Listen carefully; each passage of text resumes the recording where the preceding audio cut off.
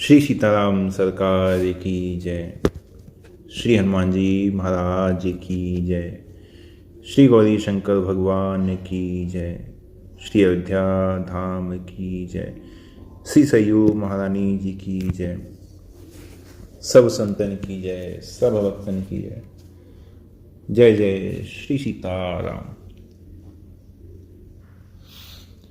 जब से एक भक्त, एक साधक भक्ति करने लगता है, भगवान का भजन करने लगता है, नाम जप करता है, भगवान की कथा सुनता है, या फिर से पूर्व की स्थिति में हो, व्रत रखे, उपवास करे, तीर्थों में जाए, पवित्र नदियों में स्नान करे, भगवान के मंदिरों में जाए, तीर्थ भ्रमण करे, इन सभी प्रकार के जितने भी उसके द्वारा कर्म होते हैं, उन सभी कर्मों के पीछे एक ही इच्छा होती है, हर साधक की, हर भक्त की। और वो इच्छा होती है कि बस शीघ्र भगवत प्राप्ति कैसे हो। एक ही इच्छा हर भक्त के मन में, हर साधक के मन में, कि भाई जल्दी से जल्दी भगवान मिलने चाहिए। संतों की वाणी में दो ही बात आती हैं, एक आती है संसार और दूसरी आती है परमात्मा की। संसार नाशवान है और भगवान अविनाशी है। संसार का संबंध दुख देने वाला है और भगवान का संबंध आनंद देने वाला है। संसार का जो आश्रय है वो कभी टिकता नहीं है और भगवान का आश्रय कभी मिटता नहीं है। इन सभी बातों को हम संत महापुरुषों से सुनते हैं, इसी प्रकार से सुनते हैं ना। ज्यादा कोई पढ़ने पढ़ाने वाले हैं तो वेद में, पुराणों में, ग्रंथों में स्वाध्याय करने वाले हैं तो उसमें भी वो पढ़ते हैं और स्वयं इस बात को स्वीकार भी करते हैं। लेकिन ये सब ठीक है अपनी जगह, संत महापुरुषों की वाणी भी ठीक है, जो ग्रंथों में लिखा है वो भी ठीक है, जो हम जानते हैं वो भी ठीक है। लेकिन ये सब जानने के बाद भी, ये सब मानने के बाद भी प्रश्न फिर भी वही एक, कि ये हमारा दुख दूर क्यों नहीं हो रहा है, हमें उस आनंद की प्राप्ति क्यों नहीं हो रही है। वही बात कि भाई सब कुछ होने के बाद भी हमें भगवान क्यों नहीं मिल रहे हैं। मिलने चाहिए ना। अभी जैसे आप सभी ने कीर्तन किया, राम राम राम राम राम राम कीर्तन हुआ, भगवान के चरणों की शरण है, तो भगवान के चरणों की शरण लेना बढ़िया बात है, क्योंकि संसार है, संसार का तो वो आश्रय टिकने वाला है नहीं। भगवान का ही आश्रय अंत में सभी को लेना पड़ता है। और सुनी सुनाई बात भी है और हमने खुद सुनी भी है ना, समझते भी हैं इस बात को, मानते भी, हम सभी मानते हैं कि हाँ भगवान का नाम जप करना चाहिए। लेकिन बात फिर वही, गुत्थी सब आके फिर वहीं उलझ जाती है और सुलझती नहीं है। अब ये जो समस्या है, इस पे बड़ा मंथन करने की आवश्यकता है। ध्यान से अगर देखा जाए तो ये जितनी बातें सुनने में, पढ़ने में जितनी भी आती हैं, ये केवल बौद्धिक ज्ञान है, जिसकी पहुंच केवल बुद्धि तक है। ये सब बातूनी ज्ञान है, केवल बुद्धि में है। भगवान की प्राप्ति में तो केवल हमारी जो तीव्र इच्छा है ना, केवल वही काम आती है। हमारा जितना बोलने का ज्ञान है, जितनी बौद्धिक बातें हैं, चतुराई चपलता भरी बातें हैं, ये कुछ काम नहीं आती। हाँ, इन सब बातों का कोई मोल नहीं है। जिस दिन हमें संसार का संबंध अच्छा नहीं लगेगा, हम भगवान के बिना नहीं जी सकेंगे, भगवान के बिना रह नहीं पाएंगे, उस दिन हमें भगवान की प्राप्ति हो जाएगी। जो तो ही राम लागते मीठे, तो नवल रस हो जाते सब सीठे, जो तो ही राम लागते मीठे। राम जी अच्छे नहीं लगते हैं, राम जी मीठे नहीं लगते हैं। कहते हैं, सुनते हैं कि हाँ संसार असत्य है, भगवान का कल्पना स्वरूप है, सत्य हरि भजन जगत सब सपना। और फिर भी संसार के भोगों को भोगते रहते हैं। उससे हमें कोई लाभ जानते हैं नहीं होगा। भगवान सत्य है, भगवान का नाम सत्य है, लेकिन केवल इतना कहने से लाभ नहीं हो जाता। संसार तो लाभ नहीं देगा, वो तो बात ठीक है, लेकिन केवल इतनी बात कहने से कि हाँ ठीक है भगवान का नाम सत्य है ना, भगवान सत्य है, सच्चिदानंद है, सदा रहने वाले हैं, इससे लाभ हो जाएगा क्या? इससे तो जो बात है वो वहीं की वहीं रहेगी।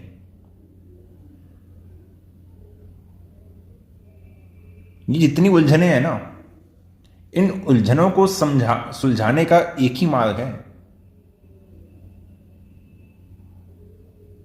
एक ही मार्ग है। जब हमारे जीवन में एक समस्या उत्पन्न हो जाए तो ये इतनी समस्याएं सब समाप्त हो जाएंगी। और वो समस्या क्या हो कि भाई संसार से संबंध कैसे छूटे और भगवान की प्राप्ति कैसे हो। इस बात की जो इच्छा है, समस्या है, लगन है, जो भी कहें, ये हमारे जीवन में आनी चाहिए।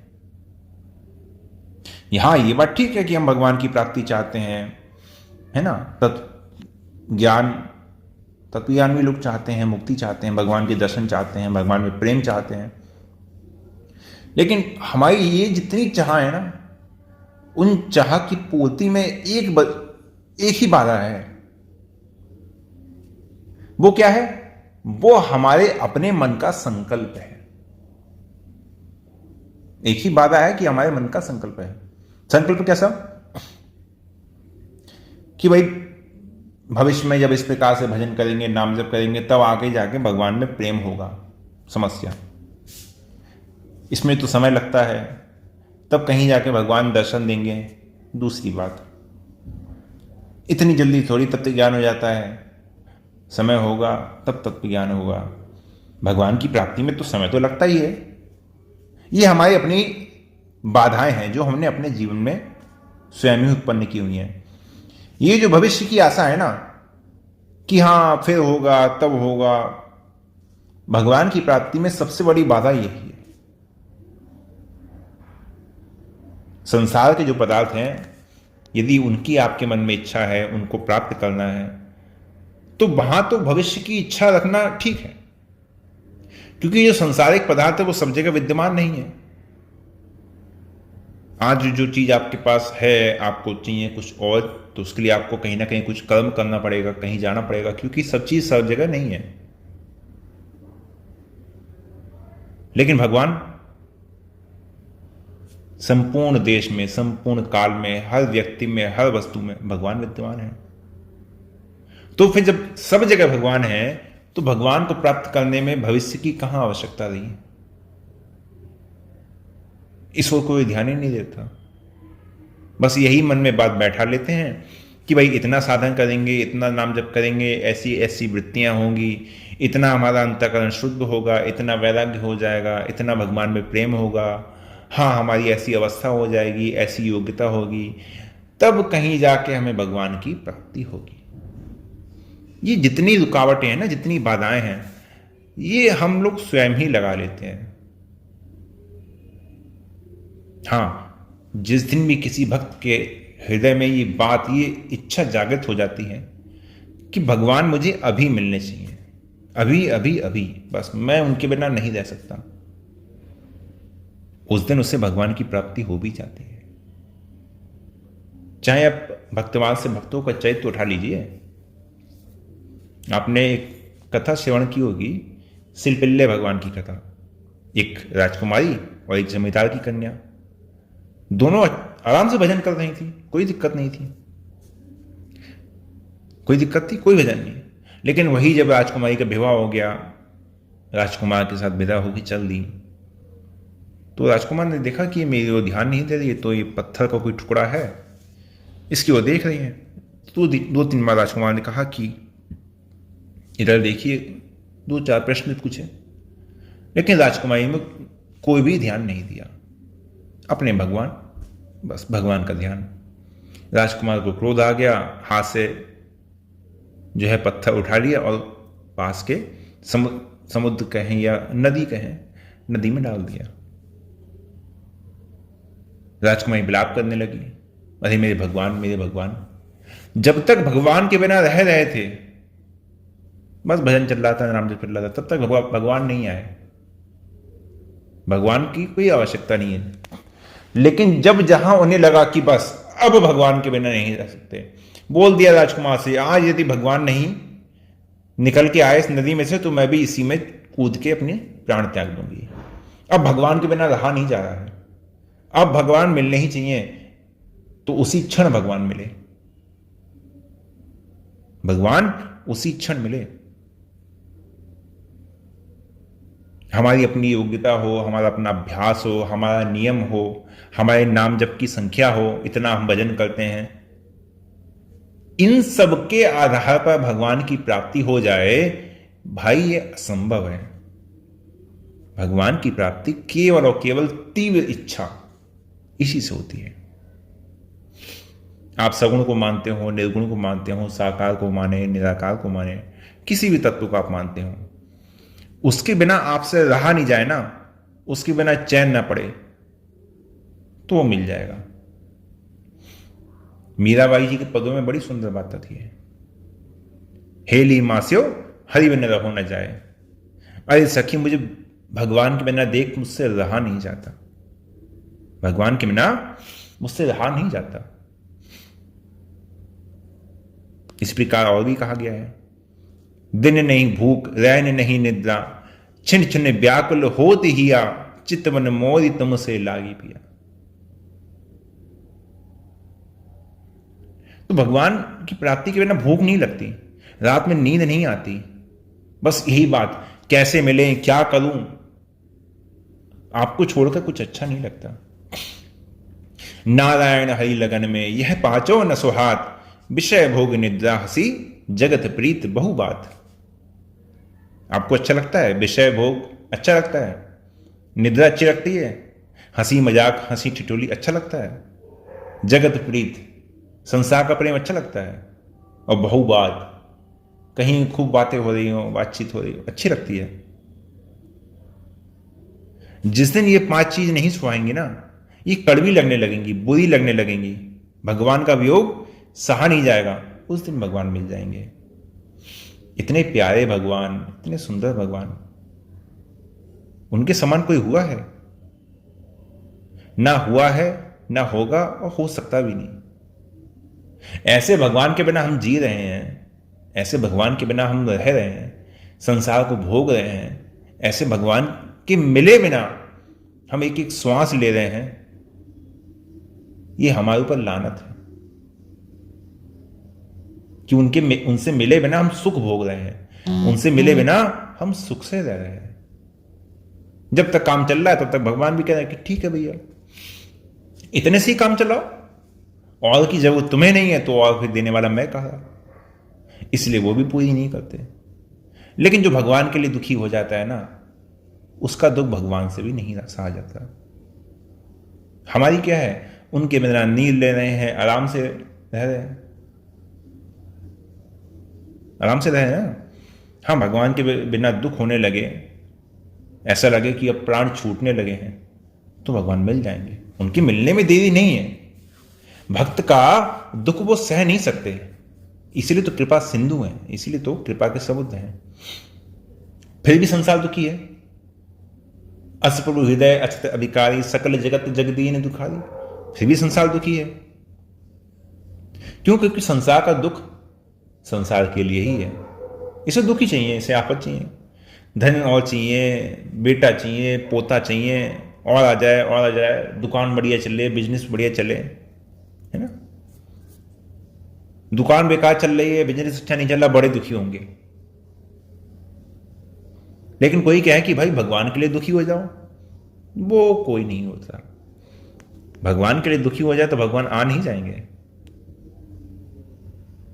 यहां तो बस एक ही लगन काम करती है कि भाई भगवान के दर्शन कैसे हों, भगवान कैसे मिले, क्या करूं, कहां जाऊं, किससे पूछूं। हृदय में ये तड़प होनी चाहिए। लेकिन हम देखिए, जीव कहीं भी एक स्थान पर टिकने वाला नहीं है, चाहे कोई योनि में जन्म ले ले, चाहे किसी लोक में चला जाए। भगवान की प्राप्ति के बिना मनुष्य कहीं टिक नहीं सकता। बारंबार पुण्यपि जननम पुण्यपि मरणम, फिर जन्म लेता है, फिर मरता है, फिर जन्म लेता है, फिर मरता है। कहीं जाके विश्राम मिल सकता है तो केवल भगवान की प्राप्ति है। यद गत्वा न निवर्तन्ते तद धाम परमम मम। जहां जाने पर जीव लौट कर नहीं आता वो भगवान का धाम है। आप चाहे कितनी शक्ति लगा लो, कितनी भी शक्ति आपके पास हो, ना तो आपका शरीर रहेगा, ना आपके जो सगे संबंधी है ये आपके साथ रहेंगे, और संसार की कोई भी अन्य वस्तु जिसको आप विशेष रूप से प्रेम करते हैं ना तो वो आपके साथ रहेगी। कारण भगवान चाहते हैं कि ये मेरे पास है क्योंकि मेरा है। वो तो अपनी तो खींच रहे हैं ना। ये तो भगवान की कृपा है कि हमारा जहां पे भी ममता हमारी होती है, भगवान वहां से हमारी ममता खत्म कर देते हैं। वो तो चाहते हैं कि इन संसार से विमुख हो जाए, क्योंकि जहां संसार से विमुख हुए तो भगवान मिल जाएंगे, हम सदा के लिए सुखी हो जाएंगे। लेकिन तो जीव के लिए बड़े दुख की बात है ना कि लोग भगवान से, संतों के, महात्माओं के पास जाते हैं, संसार का सुख मांगते हैं, दान पुण्य यदि कर भी लिया तो उसके बदले में सोचते हैं संसार का कुछ सुख मिल जाए। यही तन कर फल विषय न भाई, स्वर्गो स्वल्प अंत दुखदाई। न तन पाए विषय मन देही, पलटि सुधाते सठ विष लेही। वो मूर्ख है, वो तो अमृत को देकर बदले में विष ले रहे हैं। विष क्या है कि मानव शरीर को प्राप्त करके जो भगवान की इच्छा न रखता हो, जो नाशवान पदार्थों की इच्छा करे, उनकी लालसा करे, वही विष है। यदि आप कहें अरे मांगे बिना रहा नहीं जाता, तो फिर भगवान से प्रार्थना करो, हे प्रभु कि देखो ये जितने भोग पदार्थों की जो मांग है, देखो ये हमसे छूटती नहीं है, मैं इसको मिटा नहीं पाता, आप कृपा कीजिए, आप कृपा कीजिए, इसको आप मिटा दीजिए। अगर आपके मन में कोई छल कपट नहीं है, बैर नहीं है, द्वेष नहीं है, आपका हृदय पवित्र है, तो भगवान सुनेंगे और आपके हृदय के जितने विकार है ना वो स्वयं समाप्त कर देंगे।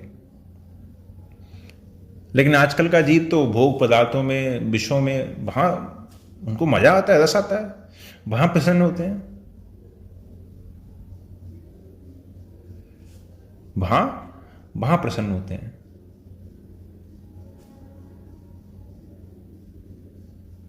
ऐसे जो भगवान हैं, ऐसे भगवान को प्राप्त करने के लिए हमारे अंदर इच्छा नहीं है।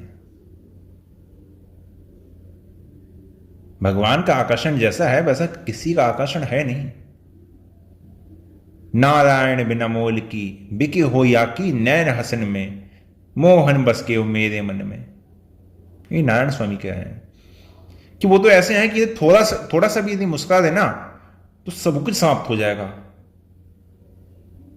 सब कुछ समाप्त हो जाएगा, कुछ भी शेष नहीं रहेगा। प्रेम, ज्ञान, मुक्ति, उनकी मुस्कान के आगे किसी का कोई मोल नहीं है। संतों ने कहा है, चाहे तू योग करी भ्रिकुटी मध्य ध्यान धरी, चाहे नाम रूप मिथ्या जान के निहार ले, निर्गुण निर्भय निराकार ज्योति व्याप रही, ऐसो तत्व ज्ञान निज मन में तू धार ले। नारायण अपने को आप ही बखान करी, मोते वह भिन्न नहीं या विधि पुकार ले। जौलत ही नंद को कुमार नहीं दृष्टि पर्यो, तौलो तो भलो ही बैठे ब्रह्म को विचार ले। एक बार यदि भगवान पे दृष्टि पड़ गई ना तो भली बुद्धि कितनी भी ब्रह्म को विचारने वाली लो, कितनी भी बुद्धि ब्रह्म ज्ञान में स्थित वाली हो, उसकी वो शक्ति भी काम नहीं करती। ऐसे भगवान है, और ऐसे भगवान को ना देखकर संसार के सुख को देख रहे हैं, संसार के भोगों को देख रहे हैं। ये तो हमारी नीचता है ना, ये हमारी नीचता है। भगवान तो बार बार पुकारते हैं, भगवान बार बार पुकारते हैं, बार बार बुलाते हैं